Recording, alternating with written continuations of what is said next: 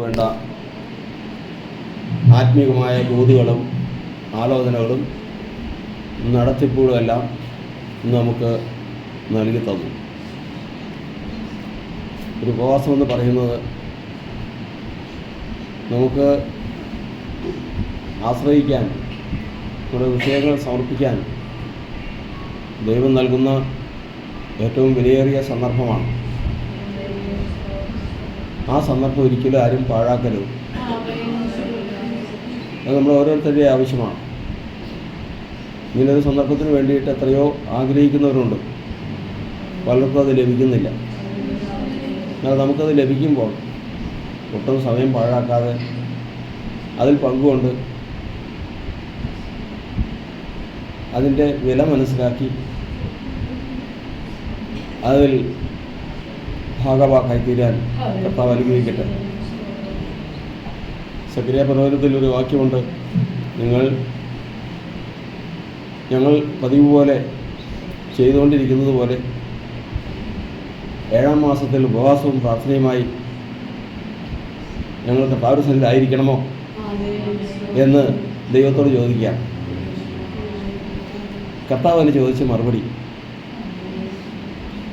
നിങ്ങൾ ഈ 7-ാം മാസത്തിലും 10-ാം മാസത്തിലും ഒക്കെ ഉപവസിച്ച് പ്രാർത്ഥിച്ചപ്പോൾ ആരാ തിന്നു കുടിക്കുകയും ചെയ്ത്? നിങ്ങൾ തന്നെ തിന്നു, നിങ്ങൾ തന്നെ കുടിച്ചു. അപ്പോൾ പിന്നെ ഇനി വീണ്ടും അത് ചോദിക്കേണ്ട കാര്യമുണ്ടോ? അപ്പോഴാണ് അവർക്ക് മനസ്സിലാകുന്നത് ഇത്രയും കാലം ഭവനത്തിന് മുട്ടുവരാതെ, ഭക്ഷണത്തിന് മുട്ടുവരാതെ തൻ്റെ ജീവിതത്തിൽ ഇതുവരെയും ക്രമമായിട്ട് കാര്യങ്ങൾ നടന്നു പോകുന്നത് എന്തിൻ്റെ അടിസ്ഥാനത്തിലായിരുന്നു?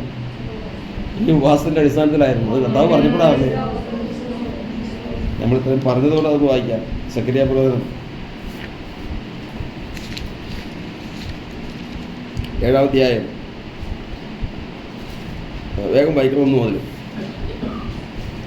1 മുതൽ 7-ന്റെ 1 മുതൽ.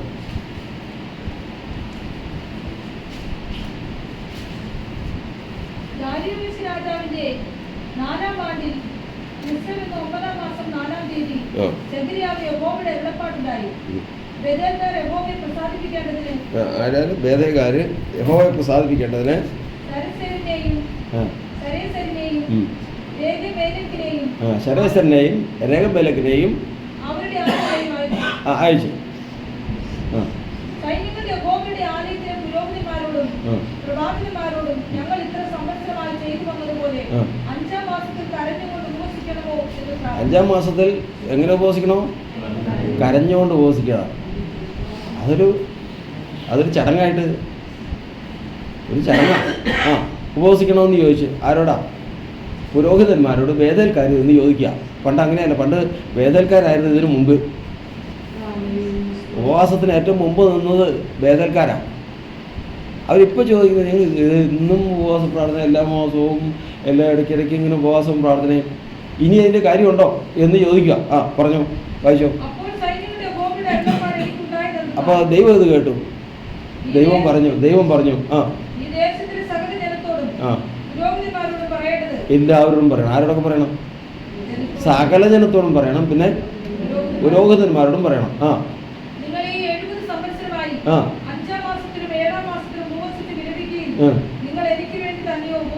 ഇതാർക്ക് വേണ്ടിയിട്ടാ? ദൈവത്തിന് ഇത്തിരി പുഷ്ടിപ്പെടാൻ വേണ്ടി. ദൈവത്തിന് വേണ്ടിയിട്ടാണോ? എനിക്ക് വേണ്ടിയിട്ടാണോ? നിങ്ങൾ എത്ര വർഷമാണ്? അവർക്ക് മറന്നു പോരുത്. എന്താ 70 വർഷം? ഈ 70 വർഷമായിട്ട് നിങ്ങൾ എനിക്ക് വേണ്ടിയിട്ടാണോ ഉപവസിച്ചേ? നിങ്ങൾ എന്ത് ചെയ്തു? ഭക്ഷിക്കുമ്പോഴും പാനം ചെയ്യുമ്പോഴും അതിന് കുറച്ച് ദൈവത്തിന് കൊടുത്തോ? ഇല്ലല്ലോ, കൊടുത്തില്ലല്ലോ. നിങ്ങൾ തന്നെയല്ലേ ഭക്ഷിക്കാൻ പാനം ചെയ്തത്.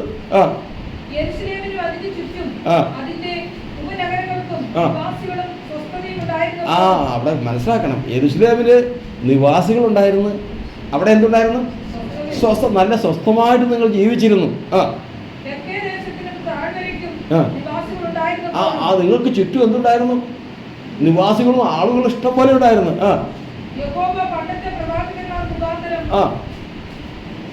പ്രസംഗിപ്പിച്ച വചനങ്ങളെ നിങ്ങൾ കേട്ടനുസരിക്കേണ്ടതല്ലയോ? ഇനി ചോദിക്കണോ പ്രത്യേകത? ഇപ്പം നിങ്ങൾ 70 വർഷം എന്തൊക്കെ അനുഭവിച്ച്, ഭക്ഷിച്ച്, പാനം ചെയ്ത്, നിങ്ങൾക്ക് കുടുംബം ഭംഗിയായിട്ട് നടന്ന്, ചുറ്റും ആളുകളുണ്ടായിരുന്നു, സ്വസ്ഥതയുണ്ടായിരുന്നു. ഇത് എവിടെ നിന്നായിരുന്നു? ഈ ഉപവാസത്തിൽ നിന്നായിരുന്നു. അത് മനസ്സിലാക്കാൻ പോയല്ലോ. ഇത് മനസ്സിലാക്കാതിരുന്നുകൊണ്ടല്ലേ. ആദ്യം മനസ്സിലാക്കണം. ഇങ്ങോട്ട് വരുമ്പോണ്ടല്ലോ, ഇതിലേക്ക് വരുമ്പോൾ വല്ലവർക്കും വേണ്ടിയെന്നും പറഞ്ഞല്ല. ഞാനിന്ന് വന്നില്ലെങ്കിൽ, ഞാനിന്നങ്ങ് ചെന്നില്ലെങ്കിൽ അവിടെ ആളുണ്ടാവില്ലല്ലോ, ഇച്ചിരി ആൾ കുറയുമല്ലോ. ഒരു കുറവില്ല. ഇവിടെ 21 ദിവസമൊക്കെ തന്നെ ഇരുന്നിട്ടുള്ള ഞങ്ങൾ 1-2 പേര് ഇരുന്നിട്ടുള്ള ഒരു കുറവില്ല. സഭയ്ക്ക് വേണ്ടത് ഒരിക്കൽ ഇവിടെ ഒരു സഭക്കാർ കൂടുതൽ ഭയങ്കരമായിട്ടുള്ള തീക്ഷ്ണമായിട്ട് ചില കാര്യങ്ങൾ പറഞ്ഞപ്പോൾ ഞാൻ പറഞ്ഞ്, നിങ്ങൾ സഭയിൽ വരിക എന്നുള്ളത്, JNPCയിൽ വരിക എന്നുള്ളത് നിങ്ങളുടെ ആവശ്യം. ഇഷ്ടംപോലെ സഭകളുണ്ടല്ലോ, നിങ്ങൾക്ക് അപ്പുറത്തും ഇപ്പുറത്തൊക്കെ കാണാനുണ്ടല്ലോ. അവിടെ ചെല്ല്. അവിടെ ആളുകൾ വരിക എന്നുള്ളത് സഭയുടെ ആവശ്യം. ഇതിൽ ആൾ വരിക എന്നുള്ളത് ആരുടെ ആവശ്യം? സഭയുടെ അല്ല, പിന്നെ വരുന്നവൻ്റെ ആവശ്യം. കേട്ടോ? ഇത് ദൈവസഭയാണെങ്കിൽ ഇത് ഇവിടെ വരുന്ന അനുഗ്രഹം പ്രാപിക്കേണ്ടത് വരുന്നവരുടെ ആവശ്യം.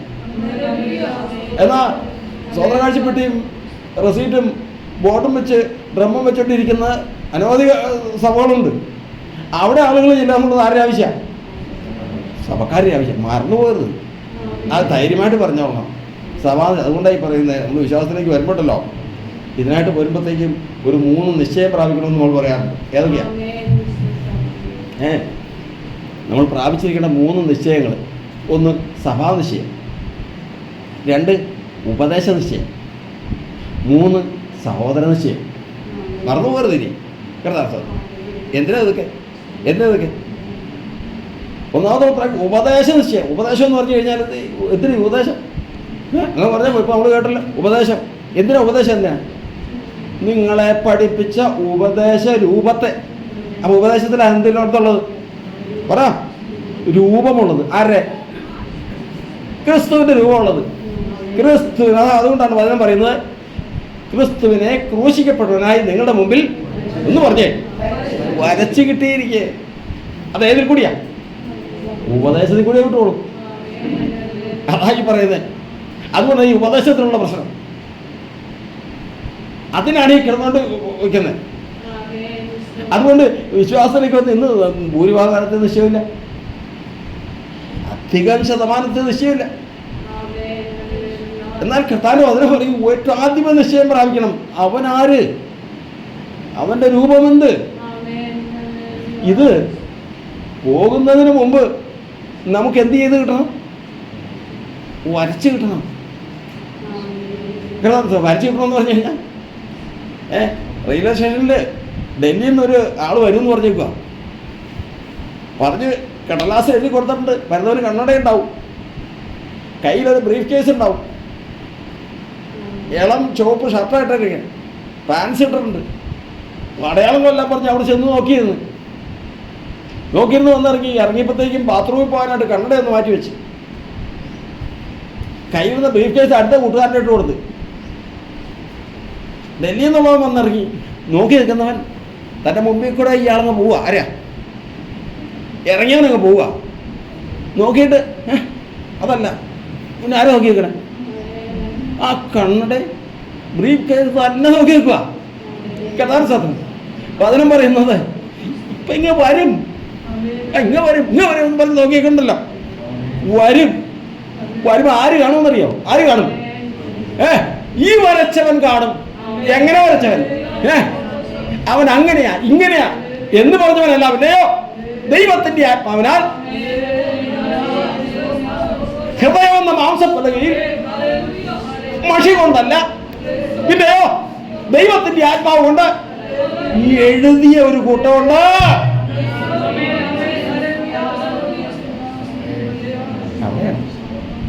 എഴുതി കിട്ടിയ കൂട്ടം. അവര് മാത്രമേ കാണുള്ളൂ. അല്ലെങ്കിൽ മുമ്പ് പറഞ്ഞ പോലെ റിയൽ എസ്റ്റേറ്റ് ഇറങ്ങുമ്പോൾ ആകാശം മേളിൽ നിന്ന് ഇങ്ങോട്ട് വരുമ്പോൾ നോക്കിയിരിക്കുമ്പോൾ മാറി അടയാളം തെറ്റിപ്പോയി. അത് ഉള്ളിലിരിക്കുന്നത് മറ്റേ പാസ്റ്റർ വരച്ചത് വേറെയാ, സഭ വരച്ചത് വേറെയാ. എന്നാൽ ഇത് എങ്ങനെ വരയ്ക്കുന്നു? നമ്മൾ ലേഖനത്തിൽ വായിക്കുന്നത് എന്താ? 1 യോഹന്നാൻ 3:3 അധ്യായത്തിന് 1-ാം വാക്യം എന്താ? 1 യോഹന്നാൻ 3:1 മുതൽ വായിച്ചേ.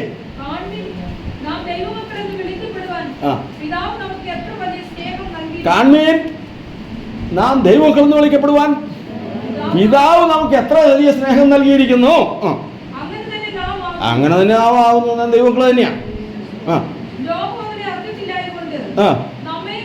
അറിയുന്നില്ല.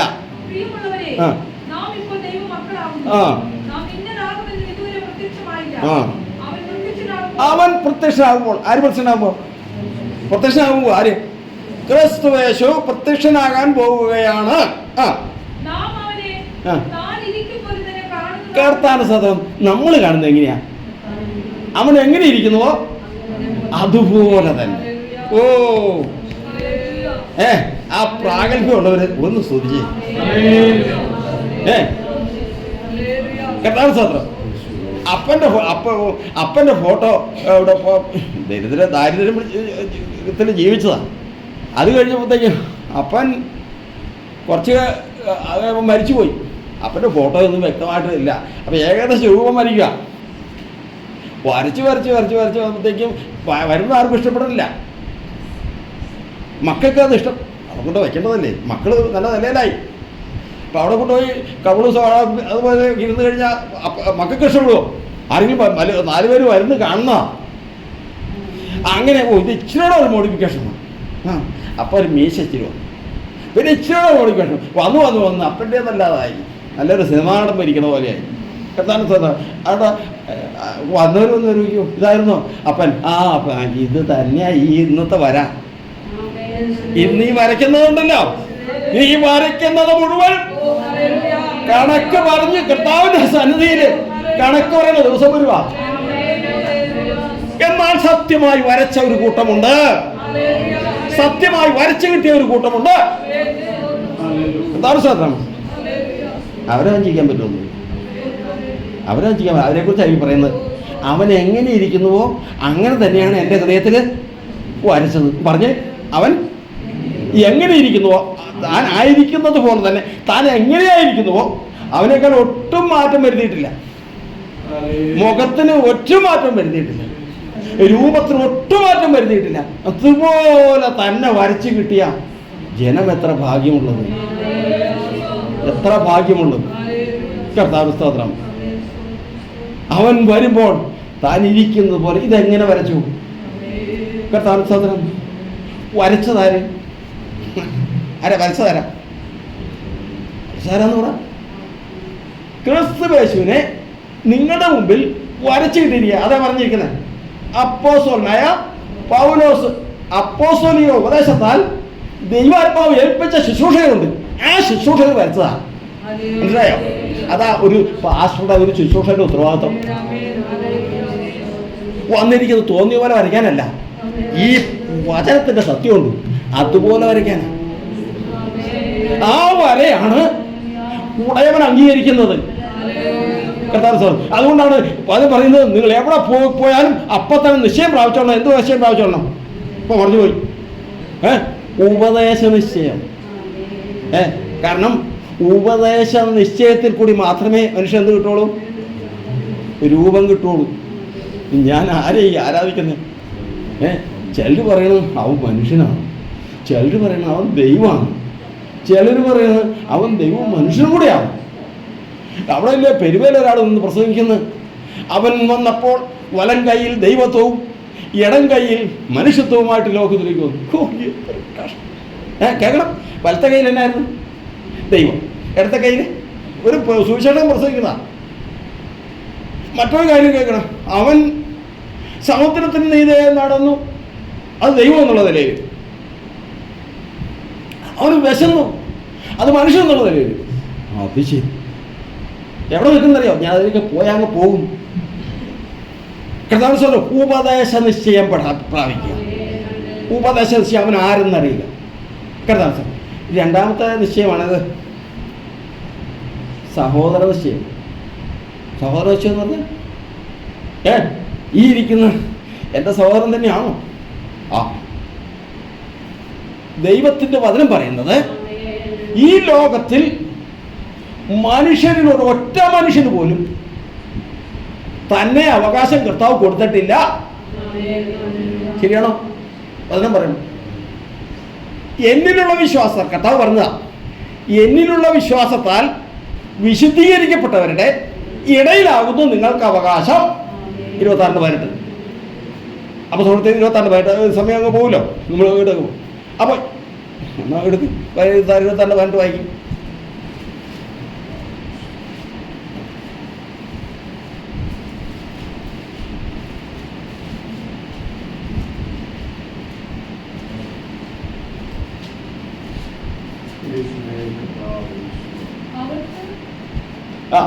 അപ്പോസ്തലനായ പൗലോസിനെ ശുശ്രൂഷയ്ക്ക് വേണ്ടി അയക്കുമ്പോൾ, അത് അപ്പോസ്തലനായ പൗലോസിനെ മാത്രമല്ല, നമ്മളെ ആരെയും ശുശ്രൂഷയ്ക്ക് വേണ്ടി അയക്കുമ്പോൾ പറഞ്ഞു വിടുന്ന കാര്യമാണ് പ്രസംഗിക്കേണ്ട കാര്യങ്ങൾ. പ്രസംഗിക്കേണ്ട ഒരു ശുശ്രൂഷകൻ പ്രസംഗിക്കേണ്ട കാര്യങ്ങളാണ്. എന്തൊക്കെയാണെന്ന് പറഞ്ഞോ? അവർക്ക് പാപമോചനം. ഒന്നാമത് ലോകത്തോട് പ്രസംഗിക്കേണ്ടതാണ് പാപമോചനം. മനുഷ്യൻ പാപിയാണ്, അവൻ പാപമോചനം പ്രാപിക്കണം. തെളിവെന്താണ്? ലോകത്തിൽ ജീവിക്കുന്ന എല്ലാ മനുഷ്യരും നിയന്ത്രണമില്ലായെങ്കിൽ, അവരെ നിയന്ത്രിച്ചില്ല എങ്കിൽ അവർ പാപത്തിലേക്ക് പോകും.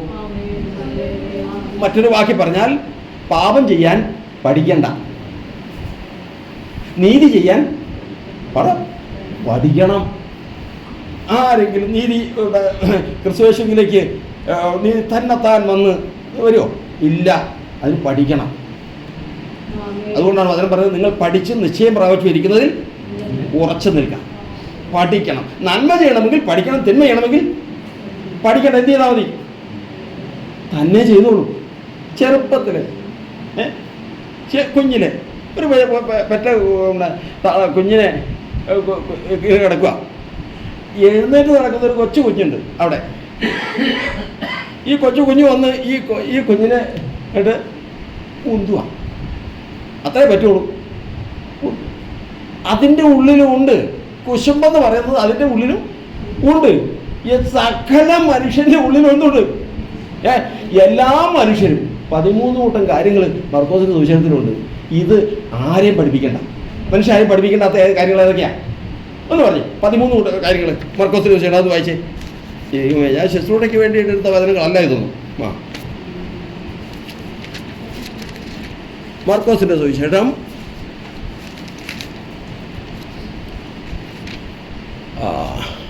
7-ാം അധ്യായത്തിൻ്റെ 19 മുതൽ.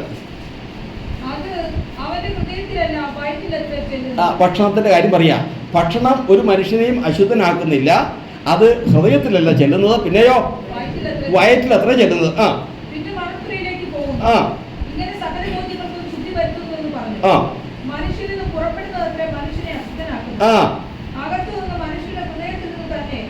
എവിടെ നിന്ന് വരുന്നു?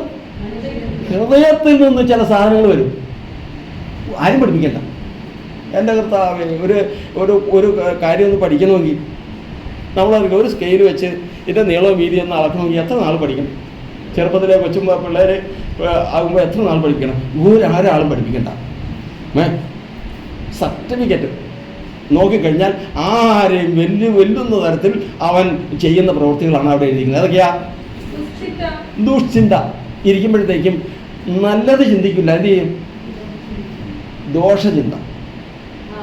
ദുശ്ചിന്ത, വ്യഭിചാരം, പരസംഗം, കൊലപാതകം, മോഷണം, അത്യാഗ്രഹം, ദുഷ്ടത, ചതി, ദുഷ്കർമ്മം, വിടക്കുകണ്ണ്, ദൂഷണം, അഹങ്കാരം, മൂഢത എന്നിവ. അപ്പം എത്രണ്ണേ വന്നുപോയി? എണ്ണിയില്ല. 13 ഓർത്തോളണം. ഇതിന് ഈ ജനിച്ചു വരുന്ന കൊച്ചു, അയ്യോ അവനൊന്നും അറിയാൻ പാടില്ലാത്തതാണോ എന്ന് പറഞ്ഞാലുണ്ടല്ലോ, ഒന്നും അറിയാൻ പാടില്ലാത്തതാണെന്ന് കാണാം, സമയം വരണം. ഈ ലോകത്തുള്ള സകല മനുഷ്യർക്കും മനുഷ്യ വംശമാണോ യേശു ക്രിസ്തു ഒഴികെ മനുഷ്യനാണോ അവൻ്റെ ഉള്ളിൽ എല്ലാവരുടെ ഉള്ളിൽ ഇതും എത്ര കൂട്ടം കാര്യങ്ങൾ മറന്നു പോകരുത്. എത്രയാ? 13 കൂട്ടം കാര്യങ്ങൾ. ആരും പഠിപ്പിക്കുന്നു. അതുകൊണ്ട് ഇതെവിടെ നിന്ന് വരുന്നു? അതുകൊണ്ടാണ് പ്രസംഗിക്കേണ്ടത്. നീ എവിടെയെങ്കിലും ചെന്ന് സുവിശേഷം പ്രസംഗിക്കുമ്പോ പാപമോചനം പ്രസംഗിക്കണം ആദ്യം. നീ പാപിയാണ്, ഞാൻ പാപിയോ? തെളിവ് RSകാരൊക്കെ ഒരു പ്രശ്നം ഉണ്ടാക്കാൻ വരും. ആരാ പാപി? നിങ്ങൾ പാപിയായിരിക്കും, ഞങ്ങൾ പാപിയൊന്നുമല്ല. അവരോട് പറയേണ്ടത് നമ്മൾ പാപി ആണ് അല്ല എന്ന് തർക്കിച്ച് ജയിക്കാം. പക്ഷേ ഇതൊന്ന് ശ്രദ്ധിച്ച് നോക്ക്. നമ്മളൊന്നും അറിയാതെ ബാല്യം മുതൽ ഒരു നിയന്ത്രണം ഇല്ലാതെ വളർന്നെങ്കിൽ നമ്മൾ എവിടെ എത്തും?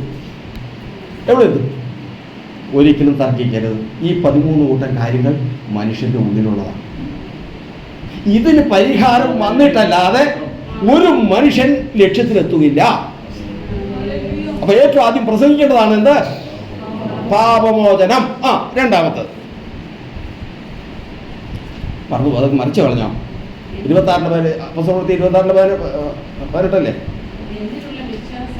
എന്നിലുള്ള വിശ്വാസത്താൽ വിശുദ്ധീകരിക്കപ്പെടുന്നവരുടെ ഇടയിൽ അവകാശം. ഇനി നിങ്ങളോട് പറയേണ്ടത് എന്താ? നിങ്ങൾ ചെന്ന് പ്രസംഗിക്കുമ്പോൾ പറയേണ്ട വാക്കിതാണ്. എന്താണ്? നിങ്ങൾക്ക് അവകാശമുണ്ട്. എവിടെയാ? സ്വർഗത്തിൽ. പക്ഷെ നിങ്ങൾക്ക് തന്നെ അവകാശമില്ല. പിന്നെ ആരോടെ? പിന്നെ എവിടെയാ അവകാശം? ക്രിസ്തുയേശുവിൽ വിശുദ്ധീകരിക്കപ്പെട്ടവരുടെ ഇടയിൽ. ഇടയിലാണ് അവകാശം. അപ്പൊ ഇടയിൽ എന്ന് പറഞ്ഞു കഴിഞ്ഞാൽ എൻ്റെ ഇടയിൽ എന്ന് പറഞ്ഞാൽ എനിക്ക് ചുറ്റും ആരും ഇരിപ്പുണ്ട്. പറഞ്ഞേ, സഹോദരങ്ങൾ ഇരിപ്പുണ്ട്. എൻ്റെ സഹോദരങ്ങൾ ഇരിപ്പുണ്ട്. കർത്താവിന് സ്തോത്രം. അപ്പോ ഞാൻ ലോകത്തിൽ വന്നാൽ സുവിശേഷം കേട്ടാൽ എനിക്ക് കർത്താവ് അവകാശം തരുന്നത് എവിടെയാ? മറന്നുപോയത്. വിശുദ്ധീകരിക്കപ്പെട്ടവരുടെ ഇടയിൽ, അല്ലെങ്കിൽ സഹോദരന്മാരുടെ ഇടയിലാണ് തരുന്നത്. ഒരാൾക്കും ഈ ലോകത്തിൽ ഞാൻ ഒരാളും വേണ്ട, എൻ്റെ കർത്താവ് മാത്രം മതി എനിക്ക് എന്ന് പറഞ്ഞ് ഇറങ്ങിയിട്ടുണ്ടെങ്കിൽ വ്യവസ്ഥ തെറ്റി അവൻ അവിടെ എത്തില്ല.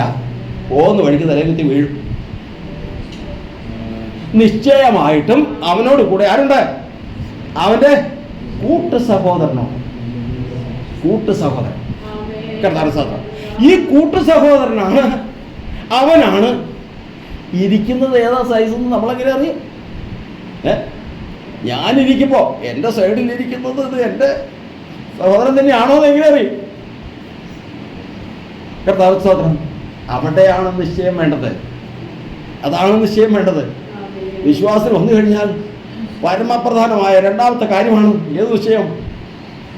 സഹോദര നിശ്ചയം. കാരണം അവിടെ ചെല്ലുമ്പോൾ കർത്താവേ എൻ്റെ അവകാശം അളവുന്നൂൽ ബാക്കിയെന്ന് പറഞ്ഞ് എനിക്ക് മനോഹരദേശത്ത് മനോഹരദേശം ഏതാ? സൗന്ദര്യത്തിൻ്റെ പൂർണ്ണതയായ സിയോനിൽ നിന്ന് ദൈവം പ്രകാശിക്കുന്നു. അവിടെ എന്തുണ്ട്? ആ ദേശത്താണ് എൻ്റെ അവകാശം വിനിയോഗിക്കുന്നത്. ഞാനങ്ങനെ അനുഭവത്തേക്കും കണ്ടിട്ടുണ്ട്. ഒരു ദിവസം അവിടെ അളക്കാൻ നേരത്ത് വന്നപ്പോഴത്തേക്കും ഒരാൾ ടേപ്പ് അങ്ങ് ഇട്ടു. വലിച്ചു വന്നപ്പോഴത്തേക്കും ആ അറ്റം നീങ്ങിപ്പോയി. അളവ് ശരിയാവണില്ല. ഇപ്പുറത്തേക്ക് ഇട്ട് ഇങ്ങോട്ട് വലിച്ച് അതും എന്തായാലും അവിടെ നിന്ന് ഒരു കൊച്ചിനോട് പറഞ്ഞ് നീ ഒന്ന് പിടിച്ചു കൊടുത്തേ. ടേപ്പിൻ്റെ അറ്റം അങ്ങ് പിടിച്ചപ്പോഴത്തേക്കും ക്ലിയറായി. അളവുകൾ മനോഹര ദേശത്ത് വീട് ചെല്ലുമ്പോൾ എൻ്റെ അവകാശം എവിടെ എന്ന് ചോദിക്കുമ്പോൾ കർത്താവ് ചോദിക്കുന്നൊരു കാര്യമുണ്ട്. എന്താ? നിന്റെ കൂട്ടവകാശി എവിടെ? പിടിച്ചോ. നിനക്ക് അളന്നിട്ടിരിക്കുന്ന അവകാശത്തിലേക്ക് നീ പ്രവേശിച്ചോ. അളന്നു തരുവാ നിന്റെ ഓഹരിയെ പരിപാലിച്ചിട്ടിരിക്കുന്നവൻ. അതുകൊണ്ടാണ് പറയുന്നത്, ഇങ്ങനെ കൂട്ടവകാശിയായിട്ട് നമ്മുടെ സഹോദരനെ കിട്ടിയവൻ അതിനെ തള്ളിക്കളയരുതെന്ന് പറയുന്നതാ. മനസ്സിലായോ? യാക്കോബിന്റെ ലേഖനത്തില് നമ്മൾ വായിക്കുന്നുണ്ട്. എന്താണ്? തമ്മിൽ പാപങ്ങളെ ഏറ്റുപറഞ്ഞുകൊണ്ട് ഒരുവന് വേണ്ടി ഒരുവൻ പ്രാർത്ഥിപ്പീൻ. നമ്മുടെ ഒരു സഹോദരനുണ്ടായി. 50 പേരുടെ സഭയിൽ എന്നും പ്രശ്നങ്ങളാണ്. ഞാൻ കഴിഞ്ഞ ദിവസം സഹോദരന്മാരെ എനിക്ക് വേണ്ടി വളരെ പ്രാർത്ഥിക്കണം. ഞാൻ എൻ്റെ സംസാരിച്ച് കഴിയുമ്പോഴത്തേക്ക് എനിക്ക് ദേഷ്യം വന്ന് ഭാര്യനെ പിടിച്ചൊരു ഉന്ത് കൊടുത്ത് അവൾ വീണ്. അത് കഴിഞ്ഞ് പിന്നെ എഴുന്നേറ്റ് പിന്നെ ഞങ്ങൾ ഒരുമിച്ച് സ്നേഹമായി. എന്ത് സഭയ്ക്ക് ആകെ പ്രശ്നങ്ങൾ. പിറ്റേ ആഴ്ച എന്താ തീരുകയൊന്നുമില്ല. പിറ്റേ ആഴ്ച ഞാൻ അവിടെ പോയിരുന്നോണോ പറഞ്ഞ് ഞാൻ ചോദിച്ചാൽ എന്താ എൻ്റെ ഉദ്ദേശം എന്നാ? അപ്പോൾ അതിനകത്തിലുണ്ടല്ലോ തമ്മിൽ പാവകളെ ഏറ്റു പറയണം. ആര് തമ്മില? എല്ലാവർക്കും സഹവിശ്വാസികൾ ഇന്നുണ്ട്. എല്ലാവരും വിശ്വാസികളാണ്, സഹോദരന്മാരാണ്, എല്ലാ സഹോദരങ്ങളുള്ള വിശ്വാസികളാണ്. പക്ഷെ നിനക്കെന്തുണ്ട്? സഹവിശ്വാസികൾ എന്ന് പറഞ്ഞു കഴിഞ്ഞാൽ നീ എപ്പോഴും സഹകരിക്കുന്നു. അതിനും അപ്പുറമാണ് എന്താണ്? കൂട്ടവകാശം. അതായത് നിനക്ക് നിന്റെ രഹസ്യം പറയാൻ തമ്മിൽ പ്രാർത്ഥിപ്പാൻ നിനക്ക് ഒരു സഹോദരൻ തന്നു. അവരോടാണ് ഇത് പറയേണ്ടത്. അല്ലാതെ ഞാൻ ജനറൽ കൺവെൻഷനിൽ എഴുന്നേറ്റ് വെച്ച് സഹോദരങ്ങളെ ഞാൻ പാവം ചെയ്തു എന്ന് പറഞ്ഞു കഴിഞ്ഞാൽ ആകെ വിലകേടായി. അത് പറഞ്ഞിട്ടില്ല, അത് ദൈവം ആഗ്രഹിക്കുന്നില്ല. അവിടെ ദൈവം ആരെയും കളിയാക്കാനല്ല. പിന്നെയോ തെറ്റ് ചെയ്താൽ ഒരു പ്രശ്നമുണ്ട്. എന്താണെന്നറിയാമോ? മനുഷ്യൻ തെറ്റ് ചെയ്താൽ ഒരു പ്രശ്നം. പാപികളുടെ പ്രാർത്ഥന ദൈവം കേൾക്കുന്നില്ല. അപ്പം പിന്നെ എന്ത് ചെയ്യണം? ഞാൻ പാവം ചെയ്യുകയും ചെയ്ത് തെറ്റ് ചെയ്യുകയും ചെയ്ത് ബന്ധനം കിടക്കുക, പ്രാർത്ഥിക്കാനും പറ്റുന്നില്ല. പിന്നെ ഞാൻ എന്ത് ചെയ്യും? അതിന് കർത്താവ് തന്നതാണ്. ആരെ? കൂട്ടവകാശി. അവനെ വിളിച്ച് അല്ലെങ്കിൽ അവരെ വിളിച്ച് 1 2 അതിൽ കൂടുതലാണെങ്കിൽ വിളിച്ചാൽ ഇവരെ വിളിച്ചതിന് ശേഷം സഹോദരങ്ങളെ എൻ്റെ ജീവിതത്തിൽ ഇങ്ങനെ ഒരു പിഴവ് പറ്റിപ്പോയി, ദൈവസംഖ്യയായിട്ട് പറ, ഞങ്ങൾ പ്രാർത്ഥിക്കും. അവര് പ്രാർത്ഥിച്ചപ്പോൾ ഇവന് കർത്താവിന്റെ സ്തോത്രം വിടുതൽ കൊടുത്തു. ആർക്ക് വിടുതൽ കൊടുത്തു? തെറ്റ് ചെയ്തവന് സഹോദരന്മാർ പ്രാർത്ഥിച്ചപ്പോൾ വിടുതൽ കൊടുത്തു. അതുകൊണ്ടാണ് യോഹന്നാന്റെ ലേഖനത്തിൽ വായിക്കുന്നത് എന്താ? സഹോദരൻ മരണത്തിനല്ലാത്ത പാപം ചെയ്യുന്നത് കണ്ടാൽ അവന് വേണ്ടി അപേക്ഷിക്കാം. അപ്പോൾ ഒരുവൻ സഹോദരന് വേണ്ടി ചെയ്തു കഴിഞ്ഞാൽ എന്ത് ചെയ്യാം? അപേക്ഷിക്കാം. സംഭവിക്കുന്നത് ബാക്കിയൊന്നും പറയാമോ? ആർക്കും ഇത്രയും പദം വായിക്കുന്നതല്ലേ? സഹോദരങ്ങൾക്ക് വേണ്ടി സഹോദരൻ മരണത്തിനല്ലാത്ത പാപം ചെയ്യുന്നത് കണ്ടാൽ അവന് വേണ്ടി അപേക്ഷിക്കാം. ബാക്കി പറ സംഭവിക്കുന്നത്. 5:16 വായിച്ച്. 1 യോഹന്നാൻ 5:16.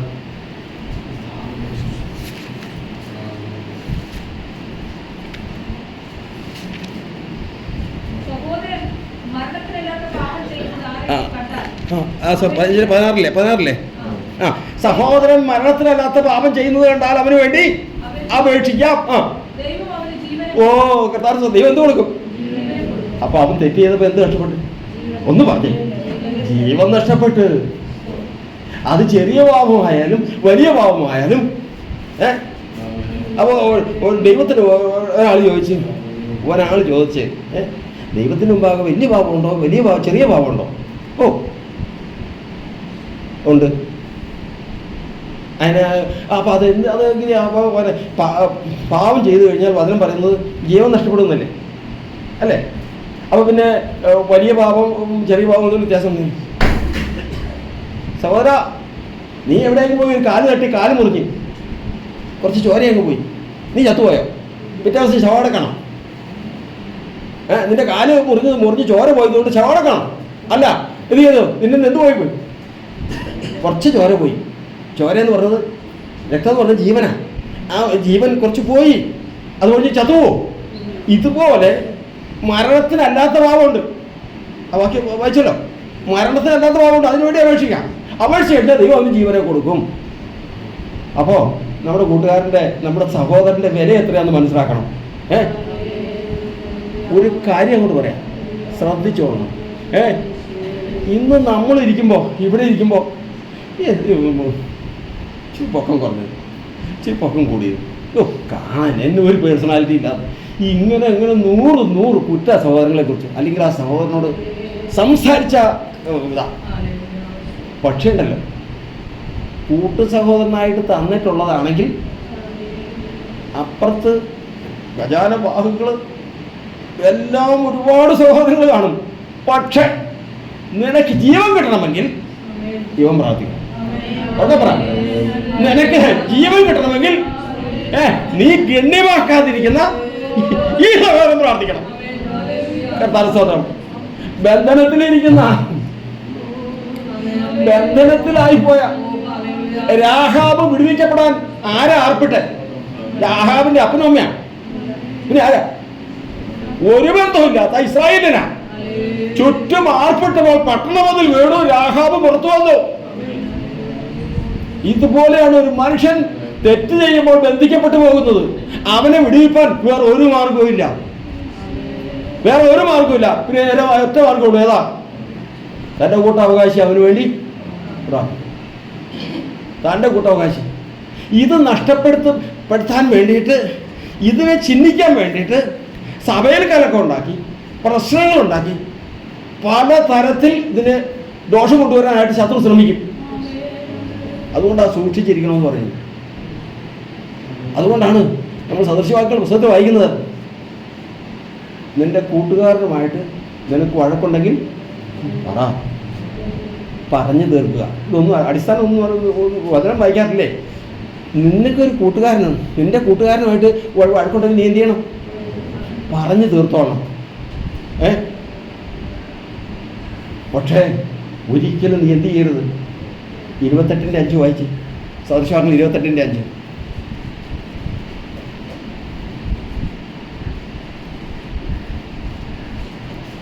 28:5 26.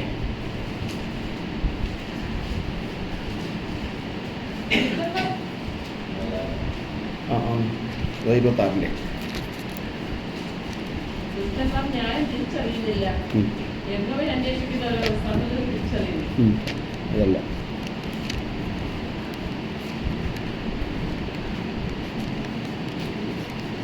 എങ്കിലും 25:9.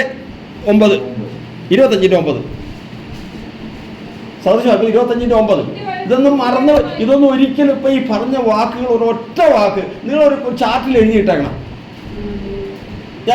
ഞാൻ ഇവിടെ യശയാപ്രവചനം 29 ശുശ്രൂഷിക്കാൻ എഴുന്നേറ്റതാണ്. ഈ വൈകി ഇങ്ങനെ വന്നതുകൊണ്ട് അങ്ങനെ സംസാരിക്കുന്നുള്ളൂ. ദൈവത്തിന്റെ ആത്മാവ് തന്ന വ്യക്തമായിട്ടുള്ള ഒരു ആലോചന അത് ഉണ്ട്. അത് ഇന്ന് ഈ നടത്തിപ്പ് ഇങ്ങനെ വന്നതുകൊണ്ടാണ്. ഓർക്കണം, ഈ വാക്യം ഓർത്തുകൊള്ളണം. എന്താ? നിങ്ങൾക്ക് വഴക്കുണ്ടെങ്കിൽ എന്ത് ചെയ്യാം? കൂട്ടുകാരനുമായിട്ട് സാധാരണ എന്ത് ചെയ്യാം? നീ അല്ലെങ്കിൽ എനിക്ക് വേറെ 100 കൂട്ടുകാരുണ്ട്, എനിക്ക് വേറെ 100 വേറെ അപ്പുറത്ത് കിടക്കുന്നത്. ഒരാളെന്നാളോട് പറയാ, ഞാൻ ഇവിടെ നിന്ന് പോയാലുണ്ടല്ലോ, ഇവർ വിചാരിക്കണം ഞാൻ അതുകൂടി ഞാൻ തീർന്നെന്ന്. മുത്തിക്കൊണ്ടെടുക്കാൻ ആളുണ്ട്. അപ്പം എവിടെ ചെന്നാലും എടുക്കും. അതിന് മുമ്പ് എന്ത് ചെയ്യും എന്ന് പറഞ്ഞേ? മുത്തിക്കൊണ്ട് എടുക്കാൻ ആളുണ്ടാവും. ഇതിനും ഭയങ്കരമാര് കിടപ്പുന്നത്. പക്ഷേ വിടുതൽ വേണമോ? നാളെ കർത്താവിന്റെ സന്നിധി ചെല്ലുമോ അവകാശം വേണമോ? ദൈവസന്നിധിയിൽ നമുക്ക് ഈ കാര്യങ്ങൾ അറിവില്ലാതെ ഓരോന്നും ചെയ്യുമ്പോൾ ഓരോന്നും നമുക്ക് കാണാൻ പാടില്ലേ? ഇതെല്ലാം നഷ്ടപ്പെടുത്തി ഇങ്ങനെ നടക്കുന്നത്. ആ കാര്യമാണ് പറയുന്നത്. നിന്റെ കൂട്ടുകാരനുമായി പറഞ്ഞു തീർക്കാം.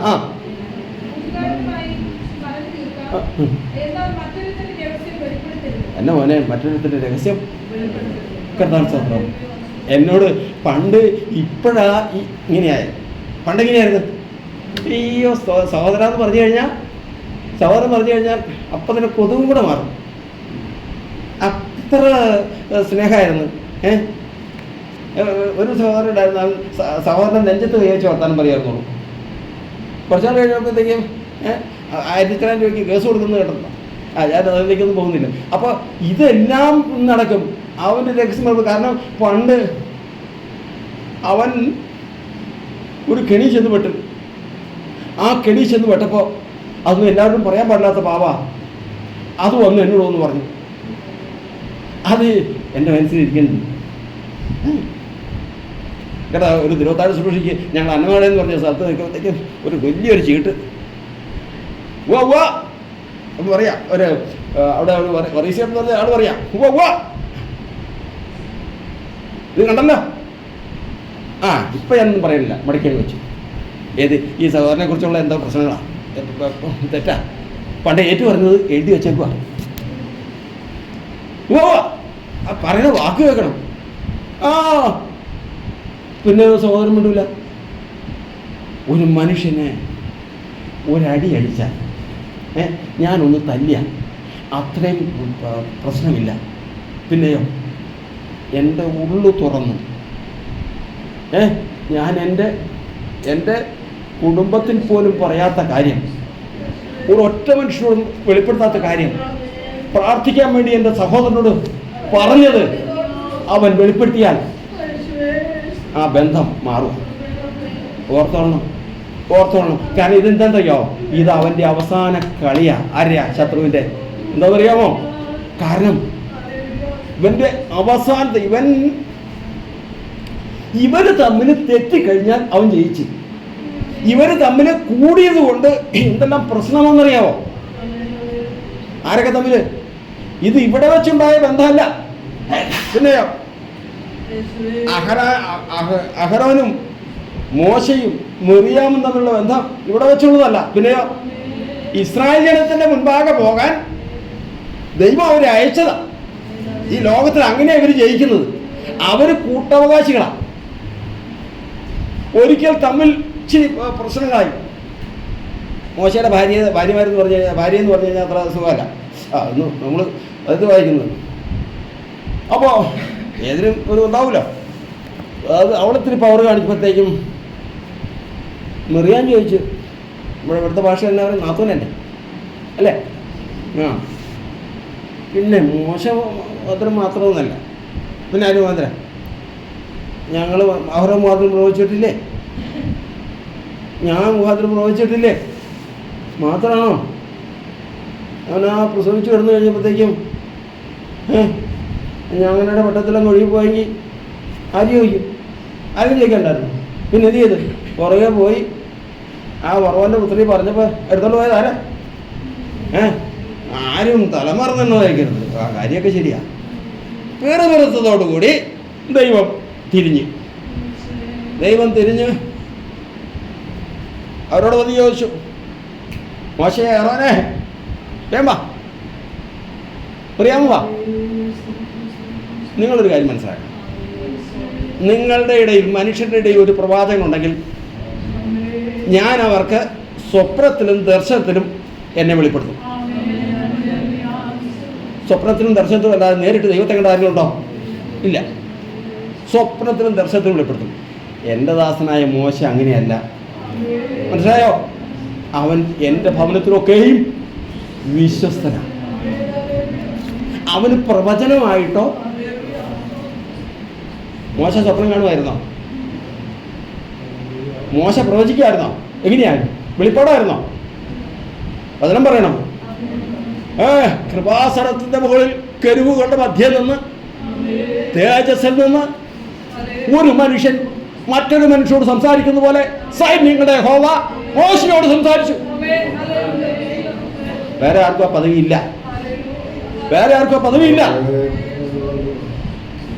ഇങ്ങനെ ഇരിക്കെ നിങ്ങൾ അവനെ കുറിച്ച് പെറുപെറുക്കാൻ ധൈര്യപ്പെട്ടത് എന്താ? പറഞ്ഞു, യഹോവ മറഞ്ഞു, നോക്കിയിട്ട് കാണുന്നില്ല. പിന്നെ നോക്കിയപ്പോൾ കാണുന്നതെന്ന് അറിയാമോ? മിറിയാമിൻ്റെ ശരീരം മുഴുവനും കുഷ്ഠരോഗം കൊണ്ട് നിറഞ്ഞു നിൽക്കുന്നു. എന്തു ചെയ്യും? ആരോടാ പറയുന്നത്? മോശ തന്നെ വേണമോ? അഹരോൻ ചെന്ന് മോശയോട് പറഞ്ഞു, യജമാനെ തെറ്റിപ്പോയി, ഒരു സഹോദരന്മാരില്ലേ, ക്ഷമിക്ക്. മോശയ്ക്ക് വിഷമമൊന്നുമില്ല. മോശ കർത്താവേ, ഗർഭത്തിൽ വെച്ച് ചീഞ്ഞ് ചാവിളയായിപ്പോയ ഒരു പ്രജയെപ്പോലെ ഇവളാകണം. കർത്താവ് പറഞ്ഞു, ശരി, ഒരു കാര്യം ചെയ്യും. അവക്കടെ അപ്പൻ അവക്കടെ മുഖത്ത് തുപ്പിയെങ്കിൽ എത്ര ദിവസം ഇരിക്കണം? ഇതൊക്കെ എന്താ വചനം വായിക്കാത്ത? പറഞ്ഞേ. ഒരാള് ഇസ്രായേലിന്റെ നിയമം അനുസരിച്ച് അപ്പൻ മകളുടെ മുഖത്തേക്ക് ഒരു തുപ്പ് കൊടുത്തു, ദേഷ്യം വന്നു. അവളെ എത്ര ദിവസം പുറത്തിരിക്കണം? 7 ദിവസം പുറത്തിരിക്കണം. ഇപ്പോൾ യഥാർത്ഥത്തിൽ മിറിയാമിന് പറ്റിയ തെറ്റ്, മിറിയാമിന് കിട്ടിയ ശിക്ഷ എന്ന് പറയുന്നത് അപ്പൻ മുഖത്ത് തുപ്പിയ അവസ്ഥയാണ്. അതുകൊണ്ട് 7 ദിവസം അവൾ പാളയത്തിന് പുറത്ത് കിടക്കട്ടെ, പാളയത്തിൽ കയറ്റരുത്. കാരണം കുഷ്ഠരോഗം ഉള്ളവരെയൊന്നും പാളയത്തിൽ കയറ്റാൻ പറ്റില്ല. പറഞ്ഞു വന്നിട്ട് സാരമെന്നറിയാം, പറഞ്ഞു വന്നിട്ട് സാരം 7 ദിവസം ഇവർ പുറത്ത് കിടന്നു. പക്ഷെ 7 ദിവസം ഇസ്രായേൽ സഭ ബാക്കി യാത്ര ചെയ്തില്ല. നിന്റെ കൂട്ടു സഹോദരൻ അല്ലെങ്കിൽ കൂട്ടായി കർത്താവ് തന്നിട്ടുള്ള തമ്മിൽ പാപങ്ങളെ ഏറ്റു പറഞ്ഞുകൊണ്ട് ദൈവത്തിന് പക്ഷപാതം ചെയ്യാൻ അവകാശത്തിന് വേണ്ടി കർത്താവ് കൂട്ടിച്ചേർത്ത നിന്റെ സഹോദരൻ സഹോദരി നിന്നിൽ നിന്ന് ഭിന്നമായിരിക്കുന്നിടത്തോളം കാലം നിന്റെ ആത്മീകമായ യാത്ര നിന്നു. അതുകൊണ്ടാണ് സഹിക്കാമെന്ന് പറയണേ. സഹിക്കണം. ഈ വചനമൊക്കെ എൻ്റെ നേരെ വരുന്നുണ്ട്. ഞാനീ പറയുമ്പോൾ എൻ്റെ നേരെ വരുന്നുണ്ട്. കർത്താവിന് സ്തോത്രം. അതുകൊണ്ട് ദൈവത്തിൻ്റെ വചനം പറയുന്നത് ഇത് ഒരു മനുഷ്യനെ കർത്താവ് സഹോദരനായിട്ട് കൂട്ടി വരുത്തി കഴിഞ്ഞാൽ അവനെ എന്ത് ചെയ്യരുത്? എന്തെങ്കിലും വഴക്കുണ്ടായാൽ പറഞ്ഞ് തീർക്കണം. എന്ത് വെളിപ്പെടുത്തരുത്? രഹസ്യം വെളിപ്പെടുത്തരുത്. കാരണം പരസ്പരം ഹൃദയത്തിൽ നിറച്ചിരിപ്പുണ്ട്. എൻ്റെ സഹോദരനെ കുറിച്ചുള്ളത് എൻ്റെ ഇരിപ്പുണ്ട്, എന്നെക്കുറിച്ചുള്ളത് എൻ്റെ സഹോദരനിൽ ഇരിപ്പുണ്ട്. അപ്പോൾ ഇതെല്ലാവരും അറിയാമോ? കൃപ വിട്ട് കഴിഞ്ഞാൽ എന്തുവരെ സംഭവിക്കുന്നറിയാമോ? ആരെങ്കിലും ദൈവകൃപ വിട്ട് പിന്നെ വല്ല കയ്പുള്ള പേര് മുളപ്പിച്ച് കൃപ വിട്ട് കഴിഞ്ഞാൽ അപ്പം മുളയ്ക്കും. എന്ത് മുളയ്ക്കും? അന്നേരം മുളയ്ക്കുന്ന ഈ സാധനം അന്നേരം മുളയ്ക്കുന്നതാണ്. അവൻ അത്ര കളിക്കാനൊന്നുമില്ല, അവൻ അത്ര മുമ്പ് പറയാനൊന്നുമില്ല. അവൻ കൃപ വിട്ടതിന് ശേഷം വല്ല കയ്പുള്ള പേര് മുളച്ച് കലക്കമുണ്ടാക്കി. അതിനാൽ ഒരാൾ ജ്യേഷ്ഠാവകാശം വിറ്റ് ഒരു ഊണിന് ജ്യേഷ്ഠാവകാശം വിറ്റ് ഏശാവിനെ പോലെ അഭക്തനായി തീരരുതെന്ന് അപ്പോസ്തലനായ പൗലോസ് പറഞ്ഞിരിക്കുന്നത് പോലെയോ എബ്രായ ലേഖനത്തിൽ പറഞ്ഞിരിക്കുന്നത് പോലെ ഇന്ന് കർത്താവിന്റെ വചനം പറയുന്നത് കൃപ വിട്ട് കഴിയുമ്പോൾ നമുക്ക് കഷ്ടവും സങ്കടവും വരുമ്പോൾ പലതും സംഭവിക്കും, പല കാര്യങ്ങളും. പക്ഷേ ആ സമയത്തെല്ലാം ഓർക്കേണ്ടത് എങ്ങനെ എൻ്റെ സഹോദരനോട് ചേർത്തു, എങ്ങനെ എൻ്റെ സഹോദരനെ എനിക്ക് കിട്ടിയത്. വിശ്വാസത്തിലേക്ക് വരുമ്പോൾ എൻ്റെ എങ്ങനെയാണ് നമുക്ക് കിട്ടിയെങ്ങനെ? ഞാൻ ഇതാരാന്ന് ഇങ്ങനെ അറിയും? ഈ ഇരിക്കുന്നതൊക്കെ എൻ്റെ സഹോദരനാണെന്ന് ഞാനിങ്ങനെ അറിയും. കാരണം ഇതെല്ലാം ക്രിസ്തുവിൽ നിന്ന് എൻ്റെ സഹോദരങ്ങൾ തന്നെയാണ്. പക്ഷേ ഒരു കൂട്ടു സഹോദരനാണെന്ന് ഞാനിങ്ങനെ അറിയും. 10:32 വായിക്കുക, എബ്രായ ലേഖനം 10:32.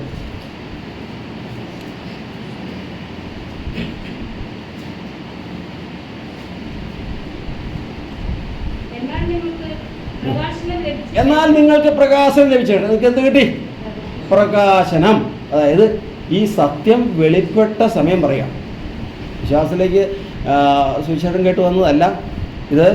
ഈ സത്യം വെളിപ്പെട്ട സമയം നിങ്ങൾക്ക് പ്രകാശനം ലഭിച്ച ശേഷം നിന്ദകളാലും പീഡകളാലും പൂർത്തിക്കാഴ്ചയായി വെച്ചു 3 കാര്യങ്ങൾ നിങ്ങൾക്ക് വരും. ഏതൊക്കെയാ?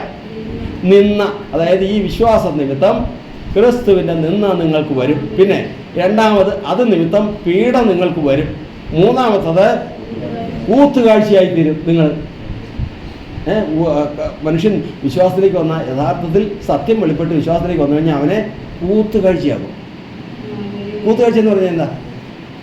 കൂത്തുകാഴ്ച എന്ന് പറഞ്ഞാൽ എന്നാൾ ഒരാൾ പറഞ്ഞ് ഇങ്ങനെ, നിങ്ങളുടെ പള്ളിയിൽ വന്നു കഴിഞ്ഞാൽ ഒരു ഇതില്ല, ഒരു ഉണർവില്ല, മറ്റേ അവിടെയൊക്കെ കാണണം കിടന്നുണ്ട് ഭയങ്കര എല്ലാം തുള്ളു വന്നവർ. അത് ഉണ്ടാവില്ല. എന്നാലും ദൈവത്തിൻ്റെ വചനം അനുസരിച്ചിട്ടുള്ള ദൈവാത്മാവിൻ്റെ പ്രകാശനത്തിലുണ്ടാകുന്ന അനുക്കങ്ങളെ ഉണ്ടാകും. അപ്പോൾ ഇവിടെ വരുന്നത് എല്ലാ മനുഷ്യരും നോക്കിക്കൊണ്ടിരിക്കുക ഈ ഒരു കാര്യം. ഈ സത്യം വെളിപ്പെട്ട് ഇവൻ എന്തായി കാണിക്കുന്നത്? എന്തിനാ കുത്തുകാഴ്ച ആക്കണമെന്നറിയാം? കുത്തുകാഴ്ച എന്ന് പറഞ്ഞു കഴിഞ്ഞാൽ ഇതിലേക്ക് പോയി കഴിഞ്ഞാൽ മറ്റേ ഇതൊക്കെ വെച്ച് ജാതികൾ കിടന്ന് തുള്ളി പോകുന്നില്ല. എന്തോരം പേരാ കൂടുന്നത്. വന്നിച്ചില്ലെങ്കിലും നിന്ദിക്കേണ്ടെന്ന് പറഞ്ഞ് ബന്ധുക്കാരിലും കുറേ പേര് നോക്കി നിൽക്കും. അതേപോലെ ഇതെല്ലാം നോക്കി നോക്കുക അങ്ങ് പോവുക. കൂത്തുകാഴ്ച എന്ന് പറഞ്ഞാൽ സകല മനുഷ്യരും ശ്രദ്ധിക്കും, വിശേഷ ജാതികൾ. എന്തിനു വേണ്ടിയിട്ടാ? ഈ കൂത്തുകാഴ്ചയായവനെ തന്നെ നാളെ ഈ കൂത്തുകാഴ്ചയായവനെ തന്നെ അവരെ വായ പൊത്തിക്കൊണ്ട് നോക്കി നിൽക്കും. ഒരുവനെ ദൈവം ഇങ്ങനെ ഉയർത്തുമോ എന്ന് ചോദിച്ചു. പ്രധാന സ്വതന്ത്രം. അതുകൊണ്ട് ഈ കൂട്ടുകാഴ്ചയിൽ കൂടി കടത്തി പോകണം. അപ്പം 3 കാര്യങ്ങൾ. ഒന്ന്, നിന്ന പീഡ കൂട്ടുകാഴ്ചയായി ഭവിച്ചും ആ വക അനുഭവിക്കുന്നവർക്ക് കൂട്ടാളെ. ഈ സമയത്താണ് ഇതേ കാറ്റഗറിയിലുള്ള ഇതേ നിലവാരത്തിലുള്ള സഹോദരനെ കൂട്ടിവരുത്തുന്നത്. കർത്താവിന്റെ സ്തോത്രം. കൂട്ടിച്ചേർക്കുന്നത് അങ്ങനെയാണ്. ആ വക അനുഭവിക്കുന്നവർക്ക് കൂട്ടാളിയായി തീർന്നു, കൂട്ടു സഹോദരനെ കിട്ടുന്നത് അങ്ങനെയാണ്. ഇവിടെയാണ് ഒരു മനുഷ്യന്റെ ജീവിതത്തിൽ സഹോദര നിശ്ചയം എന്ന് പറയുന്നത്. ഒരിക്കലും നമുക്കതിനെ വെച്ച് മാറാവുന്നതല്ല. നമ്മൾ ഉപേക്ഷിക്കാൻ പാടില്ല, രഹസ്യം വെളിപ്പെടുത്താൻ പാടില്ല, അകന്നാൻ പാടില്ല, പ്രതികാരം വയ്ക്കാൻ പാടില്ല. എന്തൊക്കെ ചെയ്യാന്നറിയോ? സ്വതന്ത്രം ഹൃദയം കൊണ്ട് ചെയ്യാൻ പാടില്ലാത്ത ഒരു ലിസ്റ്റുണ്ട്. എതിര് നിൽക്കരുത്, ദോഷം നിരൂപിക്കരുത്, ഹൃദയം കൊണ്ട് പക വയ്ക്കരുത്, ഹൃദയം കൊണ്ട് കോപിക്കരുത്, അവനുള്ളതൊന്നും മോഹിക്കരുത്, നിസ്സാര എന്ന് പറയരുത്. പിന്നെ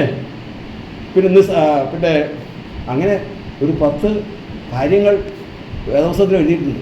ഇങ്ങനെയുള്ളവരോട് ചെയ്യേണ്ട മാത്രം സൂക്ഷിക്കണം. കാരണം അവൻ ജീവിച്ചിരിക്കേണ്ടത് എൻ്റെ ആവശ്യമാണ്, അവൻ വിശ്വാസത്തിൽ നിലനിന്ന് പ്രകാശിക്കേണ്ടത് എൻ്റെ ആവശ്യമാണ്, ഞാൻ വിശ്വാസത്തിൽ നിലനിന്ന് പ്രകാശിക്കേണ്ടത് അവൻ്റെ ആവശ്യമാണ്.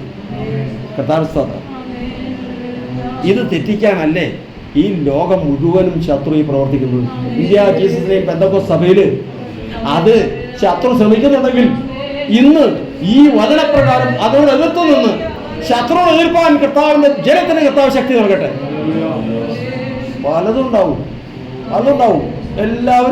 എല്ലാവരും നിന്ദിക്കും, എല്ലാവരും ഉപദ്രവിക്കും, എല്ലാവരും ഏതുമില്ലായി വരും. പക്ഷേ ഞാൻ കർത്താവിൽ നിന്ന് പ്രാപിച്ചിട്ടുണ്ട്. ഞാൻ എൻ്റെ ദൈവവുമായിട്ടൊരു ബന്ധമുണ്ട്. ആ ബന്ധത്തിൽ കൈവയ്ക്കാൻ എത്ര പ്രതികൂലം വന്നാലും, പ്രതികൂലങ്ങൾ അനവധി വന്നാലും അനുകൂലമെനിക്കവനെന്നാളും, പ്രതികൂലങ്ങൾ അനവധി വന്നാലും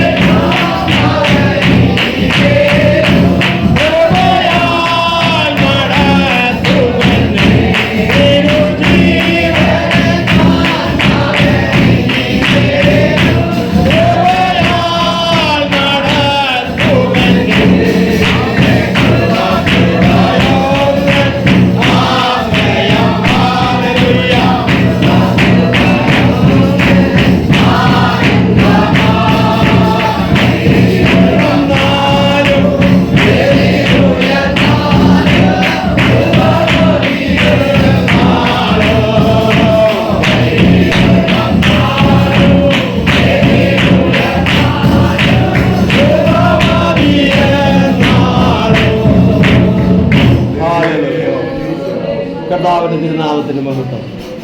നമ്മൾ ഇന്ന് ഒന്നാമതായിട്ട് നമ്മൾ വിശ്വാസത്തിൽ സഭയിൽ വന്നു കഴിഞ്ഞാൽ നിശ്ചയം പ്രാപിച്ചിരിക്കേണ്ട 2 കാര്യങ്ങൾ നമ്മൾ പഠിച്ചു. ഒന്ന്, ഉപദേശ നിശ്ചയം. അതിൽ കൂടി എന്ത് കിട്ടും? നമുക്ക് ക്രിസ്തുവിൻ്റെ രൂപം, ദൈവത്തിൻ്റെ രൂപം എന്താണെന്ന് കിട്ടും. രണ്ടാമത്തത്, സഹോദര നിശ്ചയം. അതിൽ കൂടി നമുക്ക് എന്ത് കിട്ടും? നാളെ കർത്താവ് നമുക്ക് തരുന്ന അവകാശത്തിൽ നമുക്ക് തന്നെ പാർക്കാൻ വ്യവസ്ഥയില്ല. ആരോടുകൂടി? കൂട്ടവകാശത്തോടുകൂടി മാത്രമേ നിൽക്കാൻ വ്യവസ്ഥയുള്ളൂ. അതുകൊണ്ടാണ് ലോകത്തിലുള്ള ഏറ്റവും വലിയ ബന്ധം ഏതെന്ന് ചോദിച്ചാൽ എന്ത് പറയും വിശ്വാസി? ലോകത്തിൽ അമ്മയും കുഞ്ഞുമായിട്ടുള്ള ബന്ധമെന്ന് പറയുന്നവരുണ്ട്, അപ്പനും മകനുമായിട്ടുള്ള ബന്ധമെന്ന് പറയുന്നവരുണ്ട്, ഭാര്യയും ഭർത്താവുമായിട്ടുള്ള ബന്ധമെന്ന് പറയുന്നവരുണ്ട്. ഇതെല്ലാം പറയും. പക്ഷേ നമ്മളോട് 49 സങ്കീർത്തനം പറഞ്ഞിരിക്കുന്നത് എന്താണ്? സഹോദരൻ ശവക്കുഴി കാണാതെ എന്നേക്കും ജീവിച്ചിരിക്കേണ്ടതിന് അവനെ വീണ്ടെടുപ്പാനോ ദൈവത്തിന് വീണ്ടെടുപ്പ് കൊടുക്കാനോ ആർക്കും കഴിയുകയില്ല. അവൻ്റെ പ്രാണന്റെ വീണ്ടെടുപ്പ് വില ഏറിയത്. കർത്താവിന്റെ സ്തോത്രം. അപ്പോൾ സഹോദരൻ എന്തിനെ സ്നേഹിക്കുന്നു? വാക്കോർക്കണം. സഹോദരനെ സ്നേഹിക്കുന്നതല്ല, ഏത് വിധേനയും സ്നേഹിക്കാൻ നോക്കുന്ന ഏതാ? അവൻ്റെ പ്രാണന്റെ വീണ്ടെടുപ്പ് വിലയേറിയത്. നമുക്ക് അങ്ങനെയായിരിക്കണം. നമ്മുടെ സഹോദരൻ്റെ പണമല്ല, കാണാനുള്ള എടുപ്പല്ല, അവൻ്റെ സ്വാധീനമല്ല, അവൻ ഇങ്ങോട്ട് പ്രവർത്തിക്കുന്നതല്ല. പിന്നെ എങ്ങനെയാ? എനിക്ക് കർത്താവ് ഒരിക്കൽ പ്രാണനാണല്ലോ ഇത്. എന്താ പ്രാണിൻ്റെ പ്രത്യേകത അറിയാമോ? എന്താ പ്രാണിൻ്റെ പ്രത്യേകത? നമുക്ക് ദേഹമുണ്ട്, ദേഹിയുണ്ട്, ആത്മാവുണ്ട്. ഈ ദേഹി എന്ന് പറഞ്ഞാൽ ഈ പ്രാണൻ. ദേഹം എവിടെ നിർത്ത്?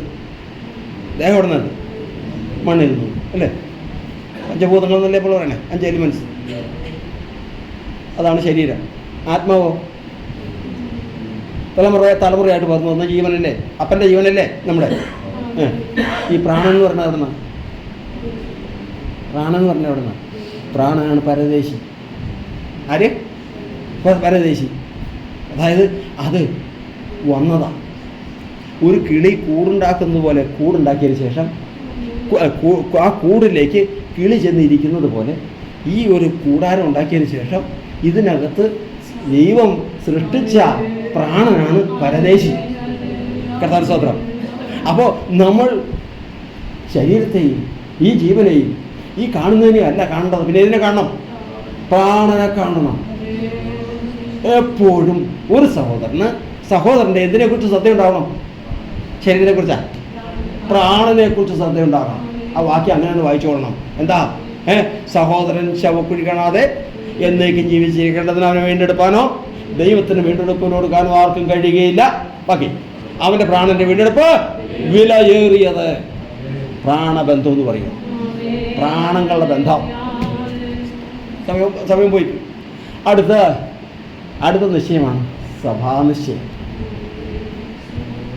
സഭാനിശ്ചയം എന്ന് പറയുമ്പോൾ അതിനെക്കുറിച്ച് വിശദീകരിച്ച് അനവധി കാര്യങ്ങൾ പറയാനുണ്ടെങ്കിലും ഒരു കാര്യം നമ്മൾ ഓർക്കണം, സഭ എന്ന് പറയുന്നത് ക്രിസ്തുവിൻ്റെ ശരീരമാണ്. ക്രിസ്തുവിൻ്റെ ശരീരമാണ്. രണ്ടാമത്തത് ദൈവത്തിൻ്റെ മന്ദിരമാണ്. ജീവനുള്ള ദൈവത്തിൻ്റെ ആലയമായ ദൈവത്തിൻ്റെ സഭയിൽ നിങ്ങൾ നടക്കേണ്ടത് എങ്ങനെയെന്ന് അറിയേണ്ടതിനെന്ന് 1 തീമോഥെയോസ് ലേഖനം 3-ാം അധ്യായത്തിൽ എഴുതിയിരിക്കുന്നത് പോലെ ഇത് ദൈവത്തിൻ്റെ മന്ദിരമാണ്. ഇതിന് ദൈവം നമുക്ക് തന്നിരിക്കുന്ന ഒരു സഭയുണ്ട്, കൂട്ടായ്മയുണ്ട്. എല്ലാവർക്കും ലോകത്തിൽ ദൈവം ഏൽപ്പിക്കാത്ത, ദൈവം ഒരു സഭയിൽ കൊണ്ടാക്കിയില്ലെങ്കിൽ വചനം പറയുന്നത് നിങ്ങൾ ക്രിസ്തുയേശുവിൽ രക്ഷിക്കപ്പെട്ടിരിക്കുന്നുവെങ്കിൽ അവൻ്റെ കൂട്ടായ്മയിൽ നടത്തി. കൂട്ടായ്മയില്ലാതെ ജീവിക്കാൻ പറ്റില്ല. ആത്മീയ ജീവിതത്തെ നിലനിൽക്കണമെങ്കിൽ എന്ത് വേണം? കൂട്ടായ്മ, സഭ വേണം. ഈ സഭയിൽ കൂടിയാണ് കർത്താവിന്റെ സ്വന്തം ദൈവത്തിൻ്റെ വചനം പറയുന്നത്. പണ്ട് യെരൂശലേം ദേവാലയത്തിൻ്റെ അത് അക്ഷരത്തിലുള്ളത്, ഇന്ന് ആത്മീയമായ സഭ. ഈ സഭയാണ് ഇന്ന് പുതിയ നിയമത്തിൽ ദൈവത്തിൻ്റെ ആലയമായിട്ട് നമുക്ക് വന്നിരിക്കുന്നത്. ഇത് പലരും ഇത് സംഘടനയാണെന്ന് പഠിപ്പിക്കുന്നുണ്ട്, പ്രസ്ഥാനമാണെന്ന് പഠിക്കുന്നത്. ഇതൊക്കെ ശരി തന്നെയാണ്. പക്ഷേ അത് സംഘടന എങ്ങനെ സഭയാകും, സഭ എങ്ങനെ സംഘടനയാകും എന്നുള്ളത് ഇപ്പോൾ ചെയ്യണമെങ്കിൽ സമയം ഇല്ല, അതുകൊണ്ട് ഇപ്പോൾ അതിലേക്ക് കിടക്കുന്നില്ല. അപ്പോൾ എന്തായിരുന്നാലും ഇന്ന് നമുക്ക് തന്നിരിക്കുന്ന, ദൈവം തന്നിരിക്കുന്ന ഈ സഭ പണ്ട് യെരുശലേം ദേവാലയത്തെ കാണുന്നത് പോലെയാണ്. ഇസ്രായേലിയർ യെരുശലേം ദേവാലയത്തെ കാണുന്നത് പോലെയാണ് നമ്മൾ ഇതിനെ കാണുന്നത്. എന്താ, എങ്ങനെയാണ് കാണുന്നത്? യെഹെസ്കേൽ പ്രവചനം 24 അധ്യായത്തിൻ്റെ 21 വാക്യമായി. യെഹെസ്കേൽ പ്രവചനം 24 അധ്യായത്തിൻ്റെ 21 വാക്യം.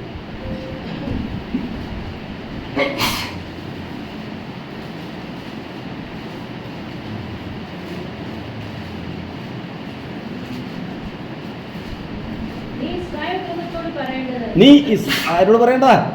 ഇസ്രായേൽ ഗ്രഹത്തോട് പറയേണ്ടത്, യഹോവയായ കർത്താവ് പ്രകാരമല്ല ചെയ്യുന്നു,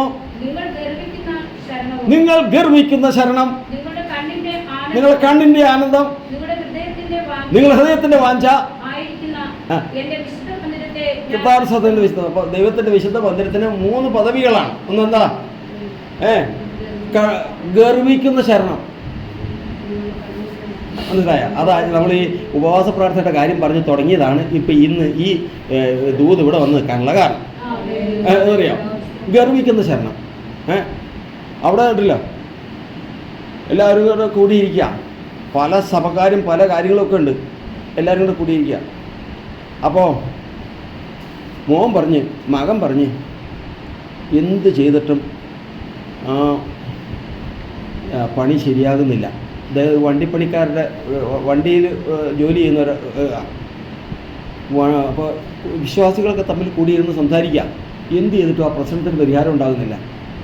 എന്തുകൊണ്ടുണ്ടാകുന്നില്ല? അപ്പോൾ നമുക്ക് എന്തെങ്കിലും കാര്യങ്ങൾ ചെയ്യണം. പല ചിന്തകളും കൊണ്ട് ചിന്തിക്കുമ്പോൾ ആ വീട്ടിൽ നിന്ന് അമ്മ ഇറങ്ങി വന്നു. എന്താ നീ എന്താ കുറച്ച് നേരമായാലോ കേൾക്കുന്നു, എന്തോ പ്രശ്നങ്ങളാകുന്നതൊക്കെ. അമ്മ ചില പ്രശ്നങ്ങളാണ്. നിനക്ക് നീ എവിടെയാണ് പോകുന്നത്? ഞായറാഴ്ച ആരാധിക്കും. നീ അടുത്ത ദിവസം 3 ദിവസം ഉപവാസ പ്രാർത്ഥന കണ്ടു. ഉപവാസ പ്രാർത്ഥന തീരുമാനം ഉണ്ടാവും, ഞാൻ കാണിച്ചു തരാം. അമ്മ നിർബന്ധിച്ച അവനെ വിളിച്ചുകൊണ്ട് പോയി സഭയിൽ കൊണ്ടിരുത്തി പ്രാർത്ഥിച്ച് 3 ദിവസം കഴിഞ്ഞപ്പോൾ കാര്യസാധ്യതയോട് അവൻ മര്യാദയ്ക്കാണത്. അപ്പോൾ യഥാർത്ഥ ഭക്തൻ്റെ ശരണം എനിക്ക് ആശ്രയിക്കാൻ ഒരു ഇടമുണ്ട്. അതേതാ? അവിടെ ഒരാൾ പറഞ്ഞിരിക്കുന്നത് പോലെ, എനിക്ക് പോലീസ് സ്റ്റേഷനിൽ SI എൻ്റെ അമ്മാവൻ്റെ അയൽവക്കത്തുകാരനാണ്. അപ്പുറത്ത് അവിടുത്തെ ഓഫീസർ എൻ്റെ ഇന്നയാളാണ്. ഭക്തൻ അത് പറയില്ല. ഭക്തൻ ഒറ്റ കാര്യമുള്ളൂ. എന്താ? ഗർവിക്കുന്ന ശരണം. എനിക്കെന്തെങ്കിലും മുട്ടിപ്പോകുന്ന വിഷയമുണ്ടെങ്കിൽ എനിക്ക് മുട്ടുകളെ മടക്കുവാനും വിടുതൽ പ്രാപിക്കാനും എനിക്കൊരു ഭവനമുണ്ട്. അതെന്റെ സഭയാണ്. കർത്താവ് ഇങ്ങനെ ലഭിക്കുന്നുണ്ടോ എന്ന് നോക്കിക്കോളൂ. ഇങ്ങനെ ലഭിക്കുന്നുണ്ടോ? ഞങ്ങൾ എഴുതി വെച്ചിട്ടുണ്ട്. ഞങ്ങൾ എന്താണെന്നറിയാം, അവിടുത്തെ ഇത്ര അകലെ നിന്ന് ഇങ്ങോട്ട് ഇവിടെ ഈ 110 കിലോമീറ്റർ 120 കിലോമീറ്റർ യാത്ര ചെയ്ത് ഇവിടെ വരുന്നത് എന്താണെന്നറിയാമോ? അയ്യോ, ഇവിടെ എഴുതി തീരാത്ത കാര്യങ്ങളുണ്ട്. നിവൃത്തിയില്ലാതാവുമ്പോൾ പല പ്രശ്നങ്ങളാൽ മുട്ടുമ്പോൾ ഞങ്ങൾ ഇങ്ങോട്ട് വരുക. ഒരിക്കലും ഒരു വീട്ടിൽ ചെല്ലുമ്പോൾ ആ വീട്ടിലെ ആ കുഞ്ഞുങ്ങളുടെ ജീവിതവും അവരുടെ കുടുംബത്തിൻ്റെ അവസ്ഥയും കണ്ടു കഴിഞ്ഞപ്പോൾ ഞങ്ങൾക്ക് ഭയങ്കര പ്രയാസമുണ്ടായി. ഭയങ്കര പ്രയാസം. അവർക്കൊരു വീടില്ല, ഒരു ഇടവില്ല. പ്രധാന സാധനം ഞാനും റോയി ഞങ്ങൾ തീരുമാനിച്ചു വന്നു. ഇവിടെ ഈ പരിഗണന വരും. ഞങ്ങൾ സഭയിൽ അഭയം പ്രാപിക്കുന്ന വചനമാണ്. ഞങ്ങൾക്ക് ഗർവിക്കുന്ന ശരണം ഇതാണ്. ബാങ്കല്ല, പണക്കാരല്ല, പ്രതാപമുള്ളവരല്ല. 3 ദിവസം ആ വിഷയം വെച്ച് ഇവിടെ പ്രാർത്ഥിച്ച് ഇസ്രായോ 1 വർഷം തികയുന്നതിന് മുമ്പ് ആ കുടുംബത്തിന് വീടായി. കാര്യം ദൈവം സാധിപ്പിച്ചു. എൻ്റെ ഗർവിക്കുന്ന ശരണം. എല്ലാവർക്കും ശരണമുണ്ട്. ഞാൻ ഒരിക്കൽ പോകുമ്പോൾ ഒരു റെയിൽവേ സ്റ്റേഷൻ്റെ സൈഡിൽ അന്ന് വലിയ പൈപ്പ് കൂട്ടിയിട്ടിരിക്കുന്നത്. അപ്പോൾ ഒരു കുടുംബം അതിനകത്ത് ജീവിക്കുക. ഒരു കുടുംബം അത്ര പാവപ്പെട്ട, അപ്പം ഓർത്തോളം അത്ര പാവപ്പെട്ടവരാണ്. അവിടെ അവർ കുഞ്ഞുമുണ്ട്. അവിടെ വന്ന് അവർ അതിനകത്ത് കയറും. ഭക്ഷണം കഴിച്ച് പകൽ സമയത്ത് തണ്ടാനൊക്കെ പോവും, അങ്ങനെയൊക്കെ പോവും. അവിടെ ഇരുന്നുകൊണ്ട് അവർ പറയുന്നത് കേട്ടതാ, ഞാൻ ചെവിക്ക് കേട്ടതാ. വടകര എന്ന് പറഞ്ഞ ഒരു പോലീസ് സ്റ്റേഷൻ്റെ അടുത്ത, ഒരു റെയിൽവേ സ്റ്റേഷൻ്റെ അടുത്താണ്. ഞാൻ അന്ന് എന്തെങ്കിലും കാര്യമുണ്ടെങ്കിൽ അവിടെ അവിടെ ഒരു പോലീസ് സ്റ്റേഷൻ ഉണ്ട്. ആ പോലീസ് സ്റ്റേഷനിലേക്ക് ചെല്ലും. അവിടുത്തെ ഒരു പോലീസുകാരൻ എൻ്റെ ഒരു ബന്ധപ്പെട്ട ആളാണ്, അവരുടെ ആരോ ബന്ധമുള്ളതാണ്. ഞാനങ്ങോട്ട് പറയും, എൻ്റെ കാര്യം പറയും. അവർ പറയുക അവൻ അത് കാര്യം എനിക്ക് ശരിയാക്കി തരും. ഒന്നുമില്ലാത്തോളാം. അവർ പ്രശംസ എവിടെയാണ്? ഒരു പോലീസ് സ്റ്റേഷൻ, ഒരു പോലീസുകാരനിൽ സാരം ഒരു പോലീസുകാരനാണ്. ആ പോലീസുകാരനിലാണ് അവരുടെ ഇങ്ങനെ ലോകത്തിലുള്ള എല്ലാവർക്കും എന്തുണ്ട് പ്രശംസിക്കുന്ന ഒരു ഞാൻ നിവർത്തി കേട്ട് കഴിഞ്ഞാൽ നേരെ അങ്ങോട്ട് ചെയ്തു. എല്ലാവർക്കും ഈ ഇരിക്കുന്ന നമുക്കെല്ലാം ഈ നിൽക്കുന്ന ഞാനടക്കം എല്ലാവരും കരുതി വെച്ചിരിക്കുന്ന ഒരു ആശ്രയമുണ്ട്. പണമില്ലാതായി കഴിഞ്ഞാൽ, രോഗം വന്നു കഴിഞ്ഞാൽ, ഭീഷണി വന്നു കഴിഞ്ഞാൽ, വീഴ്ച വന്നു കഴിഞ്ഞാൽ, കഷ്ടം വന്നു കഴിഞ്ഞാൽ എല്ലാവർക്കും ഒരു ശരണമുണ്ട്. എന്നാൽ സാക്ഷാൽ ഭക്തന് ഒരൊറ്റ ശരണമാണ്, ഗർഭിക്കുന്ന ശരണം. അതെന്റെ സഭയാണ്. എനിക്ക് വിടുതൽ കിട്ടുമെന്ന് അങ്ങനെ ഉള്ളതിനെ സഭയെന്ന് വിളിക്കാവുള്ളൂ. കേട്ടാൽ സത്യം. ചിലതൊക്കെ പോയി ഇന്ന് ശേഷം തലയ്ക്ക് പ്രാർത്ഥന പിടിച്ച പോലെ തന്നെ കണ്ടിട്ടുണ്ടോ? അതൊക്കെ വിവരിക്കാൻ സമയമില്ല. കേട്ടാൽ അങ്ങനെയുള്ളതുകൊണ്ട് ഇതങ്ങനെയല്ല. വിർമിക്കുന്ന ശരണം. 2 ഗർവിക്കുന്ന ശരണം. എൻ്റെ കണ്ണിൻ്റെ ആനന്ദം. കേട്ടാൽ ഒരു മനുഷ്യന് സന്തോഷം എവിടെയൊക്കെ ഉണ്ടെന്നറിയോ? സന്തോഷസ്വരം. അപ്പോൾ എവിടെയുണ്ട് സന്തോഷം? സ്വരത്തിൽ സന്തോഷമുണ്ട്. സന്തോഷമുള്ള മുഖമുണ്ട്. കർത്താവിൻ്റെ സന്തോഷം. അങ്ങനെ പല തരത്തിലുള്ള സന്തോഷമുണ്ട്. പക്ഷേ പ്രാണൻ സന്തോഷിച്ചാൽ അത് എവിടെ നോക്കിയാൽ കാണുമെന്നറിയാമോ? പറഞ്ഞേ കണ്ണിൽ നോക്കുക. പ്രാണൻ സന്തോഷം എവിടെ നോക്കിയാൽ? കണ്ണിൽ നോക്കിയാൽ കണ്ണിൽ പ്രകാശം ഉണ്ടാവും. അതാണ് ഒരു വിശ്വാസിയെ കാണുമ്പോൾ ഇത് ചത്തതാണോ ജീവിച്ചതൊക്കെയാണോ എവിടെ നോക്കിയാൽ മതി. അതാ കർത്താവ് പറഞ്ഞത്. എന്താ പറഞ്ഞേ? കണ്ണ് പ്രകാശമുള്ളതെങ്കിൽ പറ ശരീരം മുഴുവനും പ്രകാശിതമായിരിക്കും. കാരണം കണ്ണിന്റെ പ്രകാശം നിന്റെ പ്രാണന്റെ രക്ഷയും സന്തോഷവുമാണ്. അതുകൊണ്ട് ഈ സന്തോഷം, ഈ കണ്ണിന്റെ സന്തോഷം എന്ന് പറയുന്നത് കൃത്രിമമായിട്ടുണ്ടാക്കാൻ പറ്റില്ല. മനസ്സിലായില്ലേ? പ്രത്യേകിച്ച് പിന്മാറ്റത്തിൽ വീണ് പോയവർ നോക്കണം. ഭയങ്കര സന്തോഷത്തിലോ ഇപ്പം എനിക്ക് എന്ത് സന്തോഷം, ഞാൻ പിന്മാറിപ്പോയത് ഇതൊക്കെ വിട്ടുകളഞ്ഞാൽ പിന്നെ എന്ത് സന്തോഷമാണ്? ഭയങ്കര സന്തോഷം. ശരിക്കും ഉണ്ട്. താനും പണ്ടത്തെ കാലത്തെ മാംസമുണ്ട്, നല്ല വെളിച്ചവും കാര്യങ്ങളൊക്കെ ഉണ്ട്. സൂക്ഷിച്ച് നോക്കുമ്പോൾ കാണാം ആ കണ്ണിൽ എന്തുണ്ട്? ദുഃഖം. ശ്രദ്ധിച്ച് നോക്കണം. കൃപയിൽ നിന്ന് വീണ് പോയവൻ്റെ കണ്ണിൽ നോക്കിയാൽ വേറെ ഒന്നും നോക്കണ്ട. വചനമാ, ഞാൻ പറയണതല്ല, വചനമാ. നോക്കി നമ്മൾ കണ്ട് കാണണം. കർത്താവിന്റെ സഹോദരൻ, സഹോദര, ഞാൻ ഒരു മനുഷ്യൻ്റെ നേരെ നോക്കി ഒരാൾ പറയുന്നത് കേട്ടതാ. സഹോദര പല കാര്യങ്ങളും പറഞ്ഞത് എല്ലാം ശരിയാ, പക്ഷേ നഷ്ടപ്പെട്ടു പോയല്ലോ. കേട്ടവന് കാര്യം മനസ്സിലായി, വേഗം ഒഴിവായി പോയി. വീണതാ, കൃപയിൽ നിന്ന് വീണതാ. കർത്താവിന്റെ വചനം പറയുന്നത് ദൈവത്തിന്റെ ജനത്തിന് മറ്റെന്തിനെ കാണുമ്പോഴും അല്ല, മുഖത്ത് സന്തോഷം ഉണ്ടാവും, ശരിയാ. പക്ഷെ അവന്റെ കണ്ണ് ആനന്ദിക്കണമെങ്കിൽ എവിടെ കാണണം? തന്റെ സഭയെ കാണണം, തന്റെ കൂട്ടായ്മയെ കാണണം, ദൈവത്തിന്റെ മന്ദിരത്തെ കാണണം. കർത്താവിന്റെ സ്തോത്രം. അതാ സഭയെന്ന് പറയുന്നത്. അതുകൊണ്ടാണ് പറയുന്നത് വീട്ടിലെന്താ നടക്കുന്നത്? മക്കളും കോരഹും കൂട്ടരും എന്ത് ചെയ്തുകൊണ്ടിരിക്കുക? ജീവനോട് പാതാളത്തിലേക്ക് ഇറങ്ങിക്കൊണ്ടിരിക്കുക. കോരഹും കൂട്ടരും ദാഥാൻ അബീരാം എന്ന് പറയുന്ന ഈ കൂട്ടുകെട്ടുകൾ മുഴുവനും ജീവനോട് പാതാളത്തിലേക്ക് ഇറങ്ങുക. അവരുടെ നിലവിളി പാളയം മുഴുവൻ കെട്ടണ. പാളയം എന്തൊരു നീളമുണ്ടെന്നറിയാം? ഇവിടെ നടുവിൽ വരെ എന്തൊരു നീളമുണ്ട്? ഇവിടെ എത്ര കിലോമീറ്റർ ഉണ്ട്? 6 കിലോമീറ്റർ. കറക്റ്റ്. ഇവിടുന്ന് 6 കിലോമീറ്റർ അങ്ങോട്ട്, 6 കിലോമീറ്റർ അങ്ങോട്ട്. ഇങ്ങനെയാണ് 6 ചതുരശ്ര കിലോമീറ്ററാണ് ഇസ്രായേൽ പാളയം എന്ന് പറയുന്നത്. കോരഹ് ഭൂമി പിളർന്ന് തീയിലേക്ക് ഇറങ്ങുമ്പോൾ അവനും കൂട്ടനും ആ നിലവിളി എവിടെ കേൾക്കാനെന്നറിയാമോ? ഈ കിലോമീറ്റർ മുഴുവൻ കേൾക്കാൻ. കേട്ടിട്ടില്ല. ഞാൻ സമ്പന്നൻ, എനിക്ക് കുഴപ്പമൊന്നുമില്ല എന്ന് പറഞ്ഞിരിക്കുന്നുണ്ടല്ലോ. നിലവിളി കേട്ടിട്ടില്ല നമ്മൾ. ഞാൻ കേട്ടിട്ടുണ്ട്. സകലതും നഷ്ടപ്പെട്ടു പോകുമ്പോഴുള്ള നിലവിളി ഉണ്ടല്ലോ. എല്ലാം പിടിവിട്ട് പ്രാണൻ അങ്കലാപ്പിലായി എന്ന് പറയുമ്പോഴുള്ള നിലവിളി ഒറ്റ പ്രാവശ്യം കേട്ടാൽ മതി മനുഷ്യൻ മാനസാന്തരപ്പെടാൻ. ഇത്ര മാത്രം ഭവനത്തിൽ നടക്കുക. അപ്പോഴും മക്കൾ വന്ന് നിന്നേച്ച് പറയുകയാണ്, സൈന്യങ്ങളുടെ യഹോവേ, മനോഹരം യാഹേ നിന്റെ ആലയം, എന്തോരാനന്ദം തവ പ്രാകാരങ്ങളിൽ.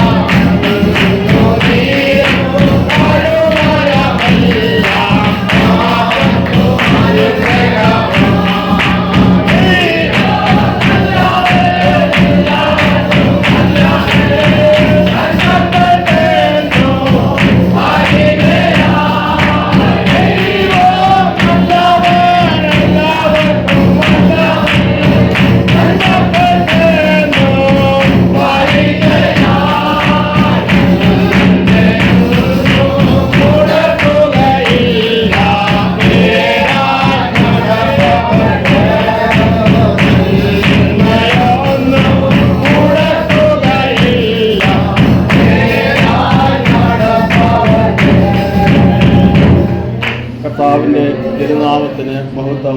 സഹോദരങ്ങളെ, ഉപവാസ പ്രാർത്ഥനയ്ക്ക് വിശേഷാൽ നമുക്ക് വിടുതൽ പ്രാപിപ്പാൻ കർത്താവ് തന്നിരിക്കുന്ന സന്ദർഭം നമ്മൾ ഈ കാഴ്ചപ്പാടോടിൽ വന്നാൽ മാത്രമേ പൂർണ്ണമായ വിടുതൽ നമുക്ക് ലഭിക്കുകയുള്ളൂ. എല്ലാവരും വരുന്നു, പോകുന്നു. മുൻപ് ഇവിടെ പ്രാർത്ഥിച്ചപ്പോൾ തലമുറയുടെ കാര്യം പ്രാർത്ഥിച്ചത് കേട്ടല്ലോ. പുതിയ തലമുറ യേശുക്രിസ്തുവിന്റെ നാമത്തെക്കുറിച്ച് പറയാൻ മടിയാണ്. ഈ വിശ്വാസം മുമ്പോട്ട് പോകാൻ മടിയാണ്. കർത്താവിന് സ്തോത്രം. അങ്ങനെ തലമുറ നഷ്ടപ്പെട്ടു പോയി നമ്മൾ മാത്രമായിട്ട് നമുക്ക് എന്ത് കാര്യം? അങ്ങനെയല്ല. ഇത് ഏറ്റെടുക്കാൻ കർത്താവിന് സ്തോത്രം. ഇതേ ദർശനമുള്ളവൻ സഭ വിട്ടു പോവോ? ഈ ദർശനമുള്ളവൻ, ഇപ്പം നിങ്ങൾ പറഞ്ഞല്ലോ, ഈ ദർശനമുള്ളവൻ അവസാനത്തെ ഒരു കാര്യമോടെ ഉണ്ട്. എന്താ അറിയാമോ? ഹൃദയത്തിൻ്റെ വാഞ്ച. അതായത് സ്തോത്രം, ദൈവത്തിൻ്റെ സഭയിൽ എത്തിച്ചേരാൻ. ദാനിയേൽ പ്രാർത്ഥിച്ചപ്പോൾ അത് തുറന്നിട്ടു, യെരൂശലേമിലേക്കുള്ള കിളിവാതിൽ തുറന്നിട്ടു. അവനെ എവിടെ കൊണ്ടുയാക്കിയാലും ഒരു മീൻ ഇവിടെ ഇട്ടതിന് ശേഷം ഒരു പൂച്ചയെ എടുത്ത് നമ്മുടെ കയ്യിൽ പിടിച്ച് പൊക്കണം. ഇങ്ങനെ തിരിച്ചാലും, ഇങ്ങനെ മേലോട്ട് തിരിച്ചാലും, കീഴ്പോട്ട് തിരിച്ചാലും അതിൻ്റെ തല കണ്ണങ്ങോട്ടിരിക്കും. അതാ അതിൻ്റെ കാഴ്ച അത് വന്നു. അതിൻ്റെ പ്രാണനിരിക്കണം അവിടെയാണ്. ഇതുപോലെയാണ് ദൈവഭക്തൻ്റെ. ദാനിയേൽ എവിടെ പോയിരുന്നാലും അവൻ്റെ പ്രാണൻ ബന്ധപ്പെട്ടിരിക്കുന്നത് യെരൂശലേം ദേവാലയത്തിൽ. കർത്താവിന്റെ സ്തോത്രം. അത് അങ്ങോട്ട് തിരിഞ്ഞിരിക്കും. ദൈവത്തിൻ്റെ വചനം പറയുന്നത് ഹൃദയത്തിൻ്റെ വാഞ്ച, ദൈവത്തിൻ്റെ ഭക്തൻ്റെ ഹൃദയവാഞ്ച പുതിയ നിയമത്തിൽ ദൈവസഭയായിരിക്കും. ഇതാണ് കർത്താവിൻ്റെ സഭാ നിശ്ചയം. ദൈവത്തിൻ്റെ വചനം പറയുന്നത് നമ്മൾ ഈ നിശ്ചയം പ്രാപിച്ച് മുമ്പോട്ട് പോകുന്നുവെങ്കിൽ കർത്താവിന്റെ സ്തോത്രം, ക്രിസ്തുവിൻ്റെ സ്നേഹത്തിൽ തന്നെ വേർപിരിക്കുന്നതായി ഉയരത്തിനോ ആഴത്തിനോ, ഇപ്പോഴുള്ളതിനോ വരുവാനുള്ളതിനോ, ദൂതന്മാർക്കോ വാഴ്ചകൾക്കോ ആർക്കും എന്നെ ക്രിസ്തുവിൻ്റെ സ്നേഹത്തിൽ നിന്ന് വേർപിരിപ്പാൻ കഴിയുകയില്ല. ആരുമല്ലാതായിരുന്നിരിക്കാം. പക്ഷേ ഈ ദർശനമില്ലാതാകാൻ പറ്റുമോ?